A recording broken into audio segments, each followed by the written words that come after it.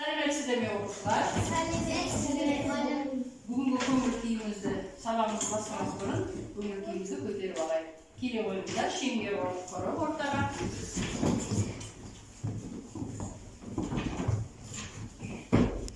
Шеңбермен тұра қалайық. Менімен қатар тұрасыңдар. Шеңбер құрып. Жақсы. Ал жақсы балалар. Бүгінгі сабағымызды бастамас бұрын көңіл күйімізді көтеріп, әркім өздерінің аттарының бас әріптен басталып, өзінің қандай екенін сипаттасын. Мен өзім бастаймын. Менің атым Меруерт. Мен молшылмын. Қарай, Алихан. Менің атым Алихан. Мен ашықпын. Жақсы. Менің атым Айжан. Мен ақылдымын. Тамаша. Менің атым Ералы. Мен ерекшемін. Ерекше, жақсы. Менің атым Мансұр. Мен мейретімін. Тамаша, Менің атым Замира. Мен зеректімін. Зеректі екен, Менің жақсы. атым Асыра. Мен Азамат. Азамат, дұрыс айтады. Менің атым Жалбат. Мен Жомартпын. Тамаша, өте қандай тамаша. Енді балалар кетпей тұра тұрсаңыздар, мен сіздерді топқа бөлсем, үлестіру қағаз арқылы келе қойыңыздар, бір-бірден алсаңыздар. Тұра тұр, кезекке. Иә, аламын. Әркім өз ұстап тұрады, сосын маған көрсетесіз. Олай емес. Бір-бірден. Олай емес, алдын болды. Қарғымыз алып па, қане көрсетейік. Енді балалар, кімдер қызмайды, солар бір топ болады ар жақтан. Кімдер көктемнің суреті, сол балалар мына жаққа келеді. Қане? Келе ғой, көктем суреті мұнда. Сен де көктемді отырыңдар. Көктем отырыңдар. Сен де көктемді. Сен де көктем, әкел. Кітаптарыңды аласың, маған жинап берсеңдер. Отыра қойыңдар. Сөмке тұра берсін. Сөмкеміз тұра береді.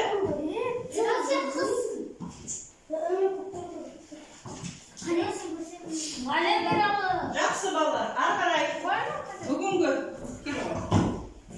жаратылыстаның сабағы бүгін бізге өткен тақырыпқа шолу жасап кетсек,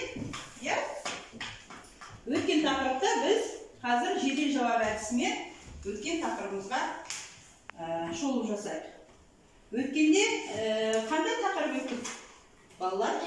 Электр. Дұрыс, электр. Электр құбылысын өттік. Барлығымыз үйімізде электр бар ғой? Электр деген біз жалпы не нәрсе екен? Қалай түсінесіңдер сендердің түсініктерің бойынша? Яғни бір сөзбен айтсақ, жарық көзі деп айтуға болады. Жақсы. Ары қарай. Ендеше балалар, бүгінгі өтетін тақырыбымыз 70-ші беттегі электр тізбегі дегеніміз не? Мына тақтаға да көңіл бөлсеңіздер, міне, бұны сіздер жоғары сыныпқа барғанда өтесіздер, бірақ та мектепте жай нұсқасын, сұлбасын көрсетейін деп. Электр тізбектерінің негізгі түсініктерімен анықтамалар дейді. Бұл қалай жүріп өтетіні ғана, сіздерге бұл әлі түсініксіз болады. Міне.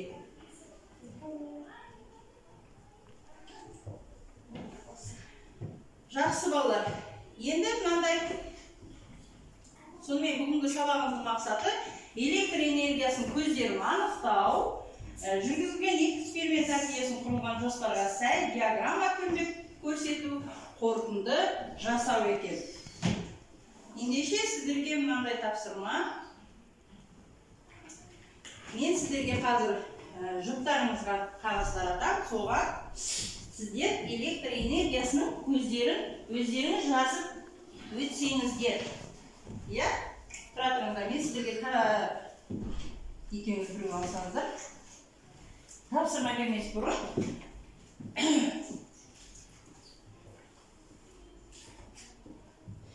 70-ші бетті ашып, электр тізбегі дегеніміз не балалар? Қараңдаршы, мына жерде негешпен еврика не істеп отыр? Негеш не істеп отыр? Электр тізбегін жасап отыр екен. Тамаша, электр тізбегі тізбегін қалай немен жасап жатыр электр? Түрлі түсті қағазбен жасап жатыр екен. Ал негеш немен жасап жатыр? Электр көзімен жасап жатыр.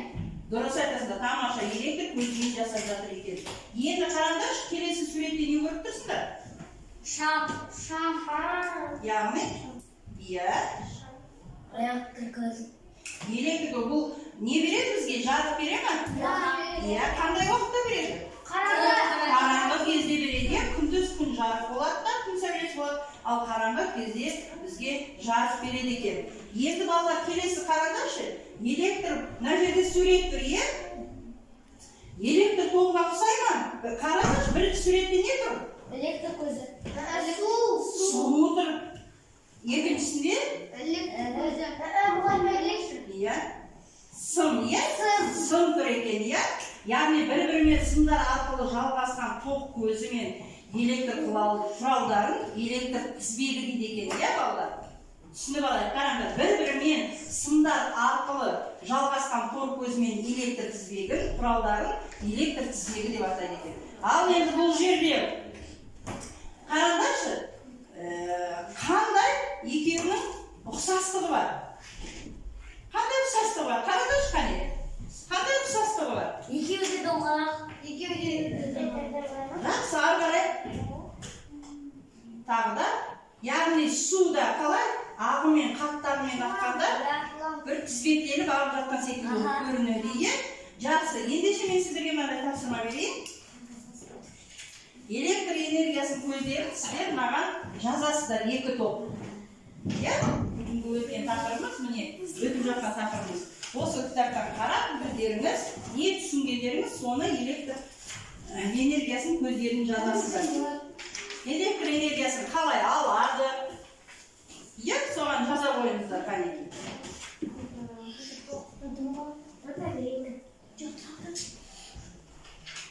Иә, дұрыс айтады. Жақсы, тамаша.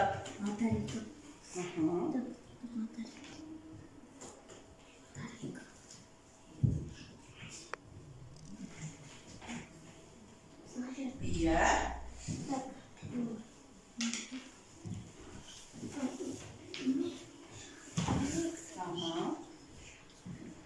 Жақсы.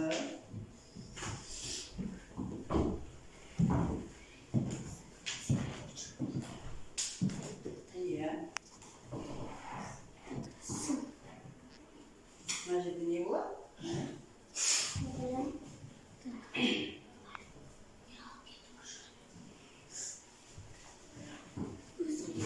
Не нәрсе екен? Не нәрсе екен ол? Сосын ол не нәрсе ол? Электр дегеніміз. Жазамыз, иә, өнерге. Болған топ қолымызды соғамыз.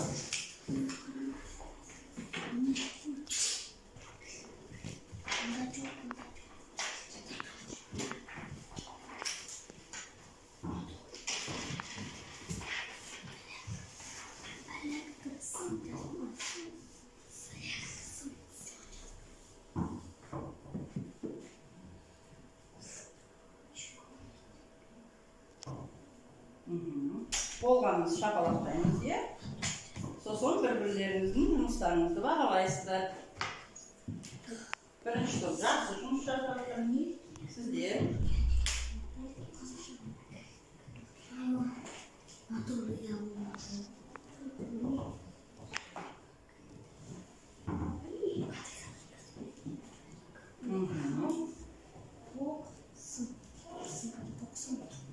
Жақсы, жеткілікті болды.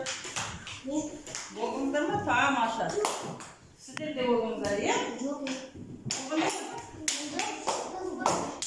Жақсы. Болдыңыздар, иә? Қанекелер, мен сіздердің жұмыстарыңызды қазір бір-бірлеріңізге беремін, менесінде қараймын. Жақсы. Сосын бағаласаңыздар. Қазір мен сіздерге жұлдызша берем.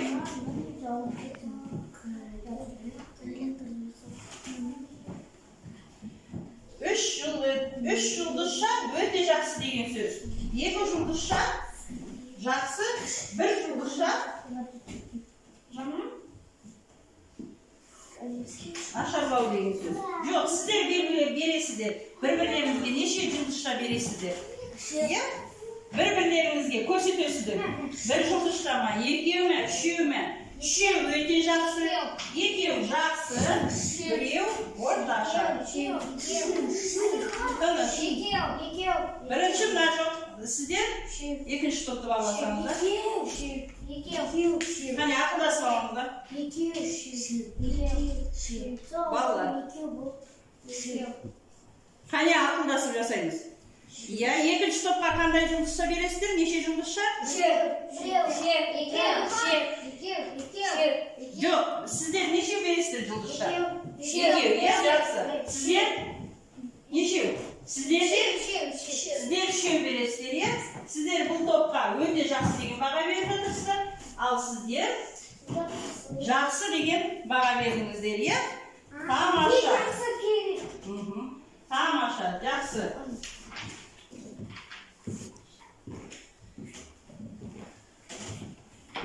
Өте жақсы балалар.